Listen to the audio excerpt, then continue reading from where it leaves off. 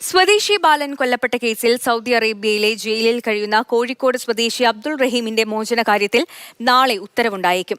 റിയാദിലെ ക്രിമിനൽ കോടതിയാണ് വിധി പറയുക. ഇരുവിഭാഗത്തിന്റെയും വാദം കേട്ട ശേഷമാണ് നാളെ ഉത്തരവ് പറയാൻ കോടതി തീരുമാനിച്ചിരിക്കുന്നത്.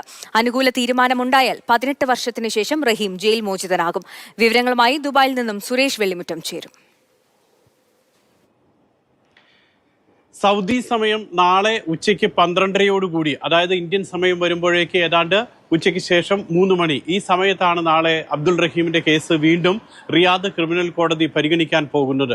നാളെ ഇത് സംബന്ധിച്ചിട്ടുള്ള ഒരു ഉത്തരവ് തന്നെയാണ് എല്ലാവരും പ്രതീക്ഷിക്കുന്നത്. കാരണം കഴിഞ്ഞ മാസം 17-ാം തീയതി കേസ് പരിഗണിച്ചപ്പോൾ പ്രോസിക്യൂഷന്റെ ഭാഗത്തു നിന്നുള്ള വാദങ്ങൾ കേട്ടിരുന്നു. വളരെ ശക്തമായി അബ്ദുൾ റഹീമിനെതിരെ വാദമുന്നയിച്ചു. അബ്ദുൾ റഹീം മനഃപൂർവ്വമായിട്ടുള്ള കൊലപാതകം നടത്തി, അതിനുശേഷം തെളിവ് നശിപ്പിച്ചു തുടങ്ങിയിട്ടുള്ള ആരോപണങ്ങളാണ് അന്ന് പ്രോസിക്യൂഷൻ ഉന്നയിച്ചത്. അതേസമയം കഴിഞ്ഞ 8-ാം തീയതി ഈ കേസ് വീണ്ടും പരിഗണിക്കുകയും ഈ പ്രോസിക്യൂഷൻ വാദത്തിന് മറുപടിയായിട്ട് എന്താണ് പറയാനുള്ളത് എന്നുള്ള റഹീമിന്റെ വാദം കേൾക്കുകയും ചെയ്തു. റഹീമിന്റെ വാദം അന്ന് കേൾക്കുമ്പോൾ അഭിഭാഷകനും റഹീമിന്റെ പവർ ഓഫ് അറ്റോർണിയും അഭിഭാഷകനും അതോടൊപ്പം തന്നെ എംബസിയിലെ പ്രതിനിധിയും ഒക്കെ ഉണ്ടായിരുന്നു. റഹീമിന് ഈ കുടുംബവുമായി ഒരു വിധത്തിലുള്ള മുൻവൈരാഗ്യവുമില്ല. റഹീം സൗദി അറേബ്യയിൽ എത്തിയതിനു ശേഷം 1 മാസം പോലും തികയുന്നതിന് മുൻപാണ് ഈ മരണം നടന്നിട്ടുള്ളത് തുടങ്ങിയിട്ടുള്ള വാദങ്ങളൊക്കെ തന്നെ. മാത്രമല്ല 18 വർഷമായി ജയിൽ ശിക്ഷ അനുഭവിക്കുന്നു തുടങ്ങിയ വാദങ്ങളൊക്കെ തന്നെ റഹീമിന്റെ പക്ഷം അറിയിക്കുകയും ചെയ്തു. ഇതെല്ലാം പരിഗണിച്ചുകൊണ്ടാണ് ഇപ്പോൾ നാളെ കോടതി ഈ കേസ് വിധി പറയാൻ പോകുന്നത്. അങ്ങനെ തന്നെ വേണം പ്രതീക്ഷിക്കാൻ. നാളെ വിധി ഉണ്ടാകുമെന്ന് തന്നെയാണ്.